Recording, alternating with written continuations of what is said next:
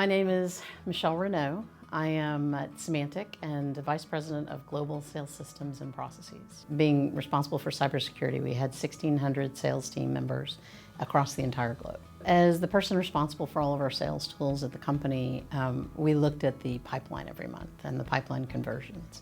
And we noticed a significant amount of what I would call fluff in the pipeline. Some people call it, pipeline cleanliness.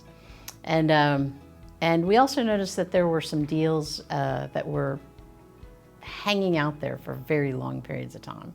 So that was part of our discussion with our marketing team and with our Senior VP of Sales. Our Senior VP of Sales was very invested in making sure he empowered his sales leaders. But what was happening was, because people had different definitions of our pipeline process, everything from qualify to commit, he needed to harmonize that worldwide.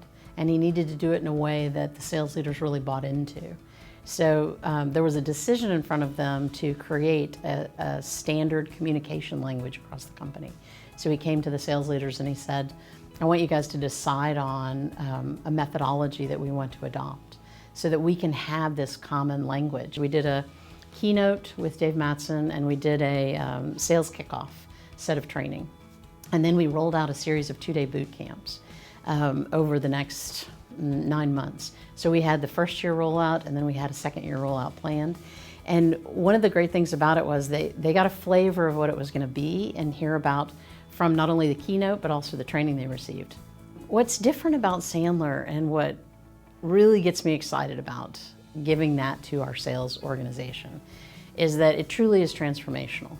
It doesn't change in the moment, it changes forever. Because it doesn't just deal with the techniques and the behaviors you're doing. It deals with how you think about yourself. My aha moment was when I went to go look at the pipeline. And the pipeline went from huge to a lot skinnier. And I got these panicked calls from sales leaders. Oh my God, what's happening to the pipeline? What's going on? I mean, literally worried. And I said, you rolled out the sales training where you wanted people to be transparent and real about what they thought was going to happen this quarter. So the fact that some of the stuff is out in a future quarter should make you feel good. And I was able to show them the data that said, here's what's moved out, and here's what they're telling you is real, so you can believe what they say. But it was interesting because people get so used to looking at that fluffy pipeline, or I've heard it called lots of things. And when the pipeline does truly start to get clean, it makes people a little nervous because they're used to seeing the big pipeline. But that's just something that keeps people feeling good. And it's not about feeling good, it's about really making a difference for the company you work for. And so when the sales reps really took them at their word and said, okay, here's the stuff that's moved out. And frankly, I think some of the sales reps looked at some of their deals and said, I'm never gonna get this deal, gone. I think one of the brilliant things about Sandler is they qualify for the no. Within the first 3 months, we started to see a change in the pipeline. The pipeline started to get cleaner, and it allowed our sales leaders to spend less time sort of hounding their sales reps about their pipeline and more time focusing on coaching those sales reps and spending time in helping them rather than going in and doing the diving pitch catch in the sale.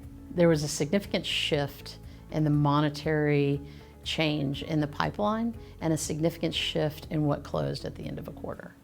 And the value to us was really about seeing what was going to happen when. Generally speaking, I would say we would have about 12% push out, and the 12% in terms of count of deals could be anywhere like 30 to 35% of actual revenue. After, we saw less deals slip out.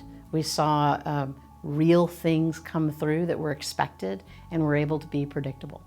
I think the one thing that one of our great sales leaders from EMEA said is we want transparency, we want accountability, and we want predictability by rolling this process out. And those are the 3 things that we saw change.